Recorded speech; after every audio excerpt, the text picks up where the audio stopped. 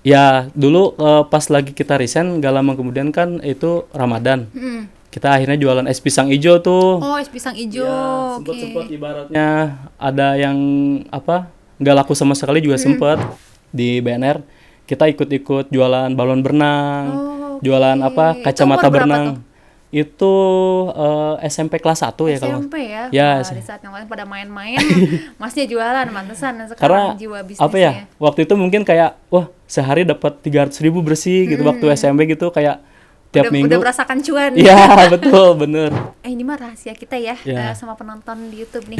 Omsetnya udah berapa nih sekarang nih? Kalau aduh nggak enak juga nih nyebutinnya ya. Boleh kali ya gitu. Saya kasih langsung aja kali ya. Bentar ya. Ini salah satu toko kita doang. Wow.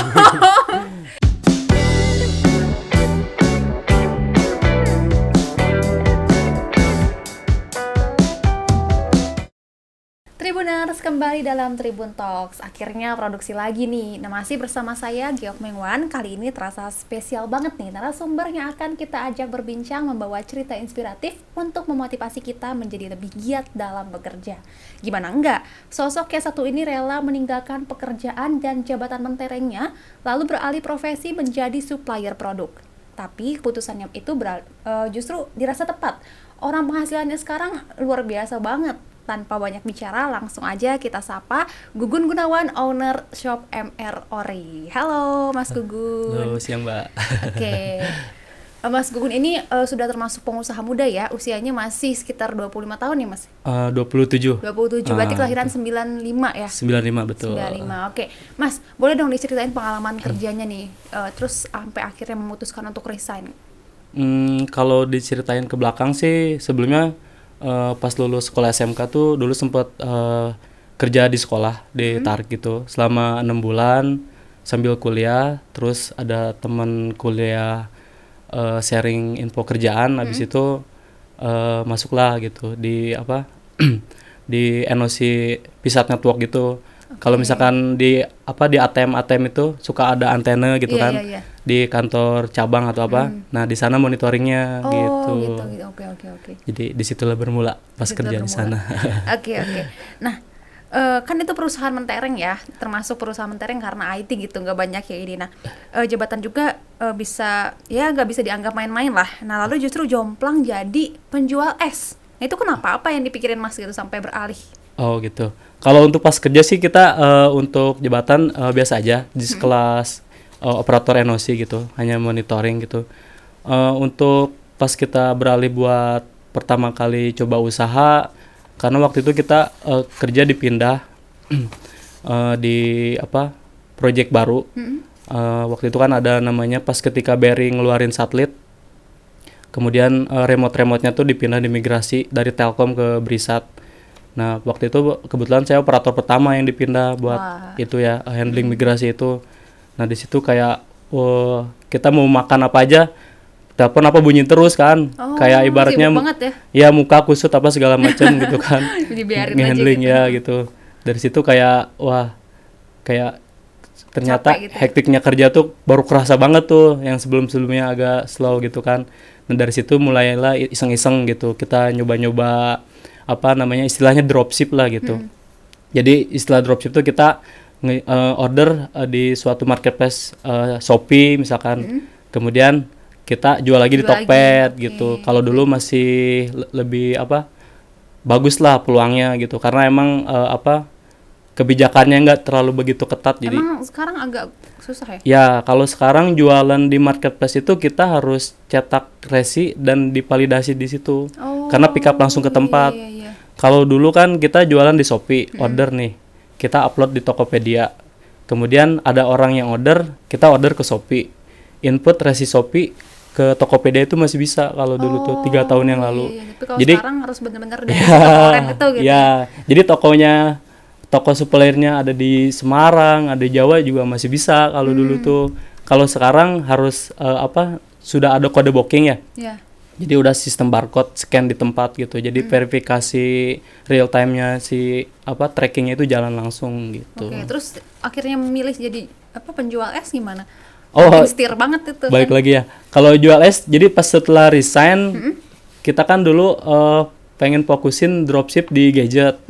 Jadi kita dulu tuh beli gadget laptop atau ultrabook gitu di toko bagus, kadang di Facebook. Kita beli COD-an gitu. Habis itu kita jual di Tokped atau di Bukalapak. Nah, itu untungnya menggiurkan pas lagi kerja dijalanin gitu kan. Akhirnya pas lagi ngemutusin resign juga, mungkin setelah resign mau ngedalemin itu kan. Yeah. Ternyata enggak semulus yang dibayangkan. Karena kan emang ibaratnya kalau produk itu tuh sumbernya nggak jelas, jadi pastinya barang itu nemunya atau pas lagi untung-untungannya gitu kan ya. Jadi segala perencanaan tuh nggak bisa ditarget gitu. Jadi akhirnya kita mulai iseng-iseng ngedropship, terus kita ketemu partner di jalan gitu kan. Ada yang jualan celana, terus sama saya, Pak, ini saya foto celananya boleh gak gitu. Pas saya foto, upload, oh ternyata fotonya jelek kan. Akhirnya saya nyari-nyari foto yang mirip-mirip tuh di Google. Tapi kan namanya celana chino kayak gitu kan sama aja sebenarnya. Saya upload, kemudian penjualannya bagus tuh di Tokopedia. Yeah. Sempet masuk best selling celana pendek gitu. Kemudian kita ngobrol lebih jauh. Wah, kayaknya kalau kita ngandelin barang dari Bapak aja, kita nggak bisa nih. Yeah. Akhirnya kita nyari-nyari supplier sampai riset produk segala macem. Makanya di 3 tahun belakang ini emang kita dalemin riset produk terus gitu, sampai ke ibaratnya bahan baku, aksesoris segala macem gitu, sampai ke sumber-sumber import lah kita cari gitu. Segala macem. Karena kan kalau di Indonesia impor-impor kayak gitu kan susah didapat gitu. Kalau sekalipun mau gede juga kita harus kayak prosesnya lama. Jadi gitu. ini pas yang menekuni dunia supplier ya? Ya, Oke. betul. Tapi kan sebelumnya kan berjualan es juga ya? Itu Ya. bisnis keluarga kan apa atau gimana? Ya, dulu pas lagi kita resign, gak lama kemudian kan itu Ramadan. Kita akhirnya jualan es pisang hijau tuh. Oh, es pisang hijau. Ya, sempet ibaratnya ada yang nggak laku sama sekali juga sempet. Jadi pas kalau pisang makanan di Ramadan itu kan keluarnya itu biasanya setelah Juhur atau setelah Asar. Iya. Karena buat hidangan berbuka gitu. Kita pas keluar, kebetulan emang pas Ramadan itu musim hujan tuh. Pas keluar hujan. Tapi yang didagangin es gitu ya, didagangin es. Ibaratnya kan kayak cuaca tukang es. Oke, terus tadi kan katanya jualan es cincau juga ya? Ya, betul, es cincau. Jadi emang kita selingan setelah Ramadan, kita jual es cincau juga tuh di Jalan Pajajaran kayak gitu-gitu. Mangkal-mangkal gitu. Kejar-kejaran juga sama Satpol PP. Iya, bener. Kan emang itu kawasan steril juga ya. Jadi emang ibaratnya pengalamannya ya dari jualan es segala macam, tapi banyak manfaatnya juga sih di jalan tuh. Kalau kita emang bisa nganalisa peluang itu, ternyata yang jualan di jalan itu yang kayak kelihatan kaki lima, kadang penghasilannya juga kalau lumayan. Lebih dari mungkin kalau yang lagi jualannya bagus itu lebih dari pekerja kantoran umumnya lah gitu yang ya, padahal kualitas. biasanya dipandang sebelah mata gitu. Iya, betul. Ternyata gajinya lebih dari karyawan. Iya, betul. Nah, ini jualan esnya juga pasti nggak cuma sembarangan jualan kan, pasti ada strateginya. Apa nih yang dilakuin sama masnya nih? Kalau dulu kita jualan es itu, kalau orang kan kebanyakan dari rumah jualan. Kalau ngelihat kebanyakan yang jualan, kalau kita enggak, dari rumah persiapan lebih pagi walaupun jualan es ya. Jadi persiapannya kadang-kadang kita kayak ngelebihin dari tukang bubur gitu. Jadi emang kita alapin segala macam. Terus pas lagi di tempat jualan itu kita nggak diem aja. Jadi pas lagi di depan gerobak itu kita pura-pura sibuk ngebersihin, beres-beres. Jadi orang itu yang ngelihatnya itu kelihatnya kita nggak jenuh gitu ngelihat si pandangan ke gerobak kita segala macam gitu. Jadi kayak ada yang beli, nggak ada yang beli, kita pura-pura sibuk aja gitu. Oke. Jadi kelihatan rame gitu. Ya, betul. Jangan kelihatan yang jualnya nggak semangat gitu. Harus semangat berarti. Iya, betul. Oke. Nah, kita mundur dulu sedikit nih. Mas Gugun ini kecilnya gimana nih? Apakah berangkat dari keluarga yang kaya kah atau gimana? Jangan-jangan pas sekolah udah mulai berbisnis nih?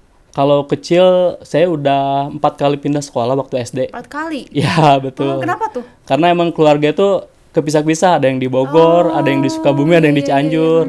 Jadi saya sempat di Cianjur 4 tahun, SD kelas 2 pindah lagi ke Sukabumi. Karena waktu itu kan orang tua emang kayak serabutan gitu kerjanya, jadi ngikut-ngikut kondisi lah gitu.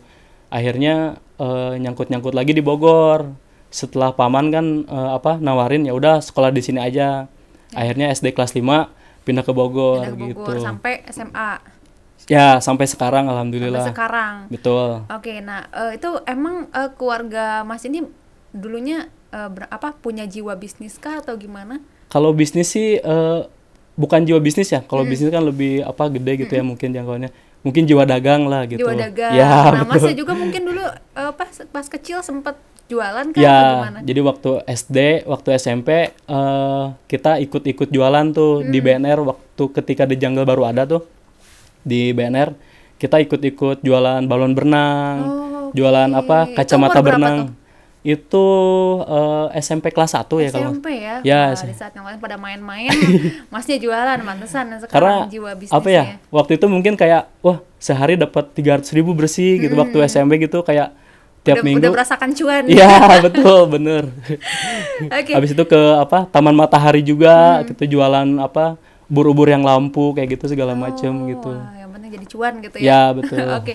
Nah, Mas ini kerja di kantorannya berapa lama nih, Mas? Kalau di kantor kurang lebih 4 tahun setengah. 4 tahun setengah Iya, ya. betul. Itu nggak nemu passionnya kak, kan ini kuliahnya kan teknologi informasi juga kan. Ya, betul. Mungkin kan itu kan kerjaannya juga sejalan ya sama Ya. itunya anak. Apakah tidak menemukan passion di situ? Ya betul, passion, karena kalau saya kan ibaratnya kayak kerja itu kalau kita jenjangin gitu, saya pikir paling mentok-mentok di engineer atau supervisor kayak gitu-gitu ya. Dan itu pun kayak harus proses lagi training kayak gitu-gitu kan, segala macam gitu. Kayak sedangkan saya ngelihat kemampuan saya gitu. Kalau di bidang TI kan lebih banyak main di logic kayak gitu-gitu ya. Bahasa mesin kayak gitu kayak kayak nggak support gitu di kitanya, kayak wah kayak rumit banget nih gitu kerjaannya gitu. Terus dulu kenapa ngambil kuliah IT? Karena dulu sih kayaknya ikut-ikutan sih, Oh. tapi nggak dipungkiri juga ada banyak di situ emang proses bisnis yang ibaratnya banyak banyak ilmunya juga gitu, Yang nggak bisa cuman dipakai buat bisnis juga ya betul. Ibaratnya gini, kalau kita pengen sesuatu kita pengen punya web atau segala macem, kita nggak mesti harus bisa. Ketika emang punya ide bisnis kita membutuhkan web, ya kita tinggal cari orang web kayak gitu-gitu sih Oke, gitu. oke, Jadi kayak mendalamin proses bisnisnya sih, manfaatin dari peluang teknologinya aja gitu sebenarnya. Kalau di skill personalnya sih nggak terlalu gitu, karena cepet ngebul gitu kepalanya. cepet kumpul. Iya ya IT ya. Nah, Mas, ayah dan ibu gimana nih ketika Mas memutuskan untuk resign dan malah berbisnis? Kalau waktu itu sih orang tua lebih ngembalin lagi keputusan kita gitu. Sempet juga sih kita pas baru pertama resign kan, dulu tuh masih kayak labil gitu ya. Jadi pas setelah resign kita dari pagi sampai malam main game aja terus gitu kan.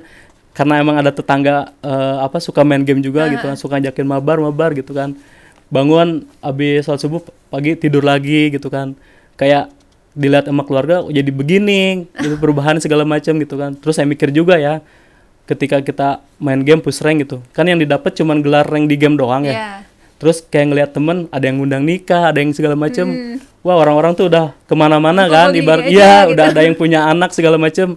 Masa kita cuman gini-gini doang nih gitu. Akhirnya kita dari situ mulai jualan di WhatsApp kayak gitu-gitu kan. Kayak ternyata nggak semudah gitu. Kayak ngelihat orang lain kan suka bikin status tuh, ngeliat wah apa orang sih jualan di Dia WhatsApp. jualan gitu ya. Kita akhirnya ngerasain juga tuh susahnya jualan kayak gitu-gitu gitu. Kebetulan emang ada basic, kita emang ngerti-ngerti lah, memahami dashboard kayak sellernya Tokped kayak gitu-gitu. Akhirnya kita belajar juga di situ. Oh, jadi awalnya jualannya di WhatsApp. Ya di WhatsApp kayak gitu-gitu juga, sama nge-broadcast spam orang gitu.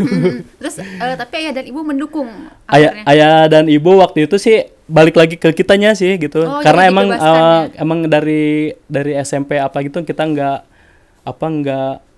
nginduk terus ke orang tua gitu, emang kayak percayain aja gitu, percayain aja. Oke, luar biasa. Jadi sebenarnya Mas Gugun ini memutuskan untuk resign ini apakah terinspirasi dari seseorang kah atau gimana? Dulu karena itu tadi kita pas lagi kerjanya lagi pusing-pusing, terus kita emang sebelumnya juga ada kayak suka lelangan-lelangan gadget di perusahaan, jual beli di OLX ke iya, Tokped kayak gitu-gitu kan. Jadi kayaknya setelah resign, planningnya itu batu loncatannya kita jual itu. Ternyata emang supplier yang buat gadgetnya itu emang nggak jelas. Akhirnya kayak tujuan utamanya buat kayak nge-resell gadget bekas kayak gitu-gitu kan, Jadi kayak wah nggak semangat lagi karena susah gitu kan barang-barangnya juga kan. Oh, Jadi akhirnya ya susah kita nyari yang umum-umum aja gitu. Jadi pas pertama kali ketemu temen tuh, ketemu di jalan dia yang jualan koper mobil, terus celana chino.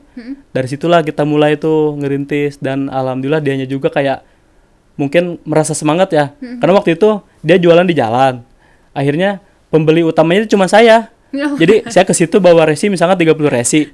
Terus saya milihin, Pak, chino pendek krem size ini, warna ini, size ini. Yang ini nggak ada. Ada sempat 5 resi atau 6 resi sampai nggak ada stoknya, ke cancel kayak gitu. Akhirnya setelah itu kita ya udah kita cari suppliernya gitu yang biar produksinya itu continue gitu kan. Kalau di online kan nggak bisa nembak stok kayak gitu-gitu ya. Karena reputasi tokonya juga. Akhirnya dari situ udah mulailah ke produk lain, ada celana, ada jaket segala macem. Jadi kalau untuk produk-produk yang dulu tuh barang-barang Tanah Abang, supplier yang ke Tanah Abang ke Pasar Cipulir tuh kan ada dulu. Setelah ada online, mereka itu pengiriman Tanah Abang sama ke Cipulir itu kan agak turun. Iya. Akhirnya sama kita diafiliasi lah. Oh. Jadi barang-barangnya itu ngirim ke kita. Akhirnya kita marketingin tuh di e-commerce kayak gitu-gitu kan. Dan sampai sekarang masih jalan dan kita buat nambah variasi produk. Kita ngebangun juga semi konveksi gitu, gudang segala macam. Oke, tapi apakah terinspirasi dari ayah dan ibu juga nih, kan berbisnis juga mereka? Kalau terinspirasi sih enggak, emang mengalir aja sih sebenarnya. Mengalir aja ya? Karena kalau emang ibu kan emang sebelumnya juga ibu rumah tangga. Oke. Kalau bapak bertani sebelumnya, kemudian ya jualan es. Mungkin inspirasinya ya kayak ibaratnya setelah jalan jualan iseng-iseng gitu, ternyata ada uang, ada cuan kayak gitu-gitu gitu. Kayak walaupun kecil-kecilan juga kayak wah udah nggak biasa pegang uang walaupun kecil gitu, nggak biasa kayak harus gimana gitu. Iya, benar gitu. Betul. Oke. Nah, ini menarik nih. Tadi kan jualan es ya. Ya. Terus akhirnya beralih jadi supplier. Nah, itu gimana prosesnya gitu? Kenapa pengen jadi supplier gitu dari yang tukang es? Emang awalnya merugikah pas jualan es atau mungkin emang pengen aja gitu jadi supplier? Sebenarnya merugi sih enggak. Kita waktu jualan es itu satu keluarga itu jualan es. Cuman manajemennya itu masing-masing. Jadi kakak saya jualan masing-masing, bapak saya jualan masing-masing. Jadi nggak dikelola bareng-bareng gitu ya? Nggak dikelola bareng-bareng. Terus dari bahan bakunya juga kadang yang lagi kan kalau cincau itu daunnya itu kita nyari ya. Jadi kalau lagi ada stoknya daun itu lagi ada gampang, kadang dapat gampang gitu. Tapi kalau lagi susah itu sampai nyari ke Parung, sampai ke dekat perbatasan Depok kayak gitu, nyari pohon daun cincau itu. Ya, terus kan di Bogor itu kan musim curah hujannya tinggi. Jadi kayak walaupun ada untung dari kemaraunya itu buat spend tabungan di musim hujan gitu. Jadi kayak kurang cocok nih gitu. Terus ngeliat juga kan orang tua, bapak udah sepuh juga lah, udah tua. Jadi kayak ibaratnya kita nyari apa gitu yang ibaratnya kebetulan iseng-iseng ya peruntungannya alhamdulillah ada di situ. Supplier. Gitu, betul. Berangkat dari dropship juga sebelumnya. Ternyata kan orang tuh beraneka ragam ya di luar itu. Kalau setelah main di e-commerce tuh ada yang karakternya orang bisa jualan. Tapi nggak punya produk, gitu. Jadi ada yang punya produk, tapi nggak bisa jualan, gitu. Ada yang emang bisa dua-duanya, ya ibaratnya mereka yang jadi-jadilah sekarang, gitu. Kebetulan emang kita berangkat dari dropship, karena kebanyakan di Indonesia itu kebanyakan reseller, gitu. Banyaknya yang ibaratnya orang-orang yang bisa jualan, tapi mereka mungkin nggak bisa sumber produknya tuh nggak tahu di mana. Mungkin prosesnya juga terlalu gede atau segala macam. Mungkin mereka kebanyakan reseller dan dropship itu. Nah berangkat dari itu kita mikir juga tuh jatuhnya kan kalau dropship itu kita kelola ya tanpa ada imbalan segala macam. Kalau kita mindsetnya bahwa dropship itu marketing gratis gitu, yang nggak harus kita gaji tapi mereka yang menjualin produk kita. Akhirnya kita mikir tuh gimana caranya dropship ini kita tampung tuh. Ada juga yang ibaratnya baru lulus SMK, dia udah per bulannya itu udah nyentuh 100 sampai 90 juta. Wow, SMK ya? SMK, SMK. orang Pacitan. Saya Wah. belum bertemu sama Langsung, sekali. Iya, betul. Wow. Ada tuh di Shopee namanya tokonya Hoodwear gitu apa gitu. Oh, jadi kayak ngejualan apa? Hoodie-hoodie itu ya? Enggak, nama tokonya Hoodwear, Hoodwear. tapi dalamnya banyak beraneka Oh, ragam. macam-macam. Dan Iya. itu yang Dropship supply itu. Mas. Ya, saya Wow. gitu. Jadi kayak cerminan saya waktu dulu gitu kayak Seperti berkaca ya gitu. Enggak juga. Seperti masa lalu. Ya, betul. Oke, Mas Gugun, ini selain nge-supply, apakah produksi sendiri barang yang Mas Gugun supply? Ya, betul. Kita produksi sendiri juga. Mm. Kebetulan kita emang berangkat dari sebelumnya Maklunan yang ada daerah di Kabupaten Bogor. Mm. Jadi ngelihat dari COVID ini kan lumayan efeknya gede tuh. Iya. Akhirnya kita ngelihat itu banyak yang ibaratnya ternyata di pinggir-pinggir itu kebanyakan yang ibaratnya yang profesinya ngejahit apa segala macam itu yang kerjanya di Jakarta, Jakarta Barat yang di mana-mana itu pas lagi COVID itu emang pada pulang tuh ke rumah, Iya. terus dapat cerita-cerita kan ibaratnya ini Gun banyak yang tukang jahit nih nanyain kerjaan gitu kan, kayak mereka itu kayak apa berapapun digaji yang penting ada kegiatan gitu. Kalau dulu kan saya konsepnya bukan manfaatin mereka ya, gimana caranya dulu nih yang penting sebenarnya banyak banget itu tukang jahit itu tuh dari PHK-an garmen, Oh. dari semi konveksi banyak juga kan ya yang emang stop kerja tuh pas COVID tahun awal tuh. Iya. Lumayan juga nah. Akhirnya kita mulai iseng-iseng lah beli mesin segala macam gitu kan. Terus produksi lah kecil-kecilan gitu kan di 2019 tuh masih pinjam rumahnya teman yang di Lewiliang gitu. Dan sekarang tahun ketiga alhamdulillah udah ngebangun punya. gudang Oke, gitu. luar biasa. Itu yang diproduksinya pakaian jenis apa tuh? Pakaian dari kategori outwear, jaket gitu ya. Ada hoodie di situ, ada bawahan juga, ada celana Jadi gitu. macem-macem ya. Ya, kita unisex sama segala usia dari anak-anak sampai dewasa ada Oke. gitu. Nah, selain penjahit yang terkena PHK ini itulah itu apakah ada tenaga sumber daya manusia lain yang diserap gitu akhirnya oleh Mas Gugun ini untuk diberdayakan? Alhamdulillah ada sih efeknya gede juga gitu. Sebelum yang keluarganya emang bergelut di bidang es cincau itu semua yang ada telur gulung segala macam, akhirnya ikut ngelola bareng-bareng gitu. Akhirnya ada juga yang adik kelas sekolah di kampus, adik kelas sekolah di SMK gitu. Terus yang ibaratnya orang-orang sekitar juga gitu. Emang ada lah gitu. Oke, Tapi kebanyakan emang kalau kurang lebih kalau yang di gudang yang running itu 50 orang lah kalau ada di data absen itu. Tapi kebanyakan emang kita maklun di luar karena emang kapasitas juga nggak muat gitu ya. Akhirnya kita emang kebetulan ada yang tukang jahit yang punya mesin di rumah, jadi kita kirim potongannya Di aja. WFH gitu. Ya WFH produksi betul. Oke. Nah, supplier kan banyak nih ya Mas, Betul. terutama di fashion nih, ini melimpah banget nih di e-commerce nih. Strategi yang membuat usaha Mas Gugun ini dilirik pembeli itu apa? Terus karena kan sedikit lebih berbeda, lebih baik daripada sedikit lebih baik gitu. Kalau kita sih ngutamain kualitas ya. Karena emang kita jaga betul gitu. Kayak di Shopee gitu, kita bukan official store ataupun Shopee Mall gitu. Dengan penilaian kurang lebih 100.000 penilaian lebih. Performance toko kita 4,9. 4,9 Ya. hampir sempurna ya. Hampir sempurna. Malahan yang Shopee Mall sendiri itu ada yang 47, 48. Makanya kalau kita ada sekalipun ada emang kesalahan walaupun rugi retur kita tanggung jawab lah gitu. Oke. Jadi emang jangan sampai ibaratnya kan orang itu order ke kita dengan pertama rasa coba-coba kan. Iya. Gak mungkin dong di akhirnya ada pengen rasa penyesalan order Iya, di iya, kita. iya. Jadi sekalipun emang sih banyak kalau dari mekanisme kerja juga kesalahan itu pasti ada ya. Dari quality control, dari pengambilan resi, salah ngambil atau Iya. apa gitu. Cuman kalau kita setelah terjadi emang ada kesalahan, kita tanggung jawab 100% gitu. Mantap. Jadi iniin kepercayaan pembeli Ya, biar betul. loyal jadinya Betul. nantinya. Oke.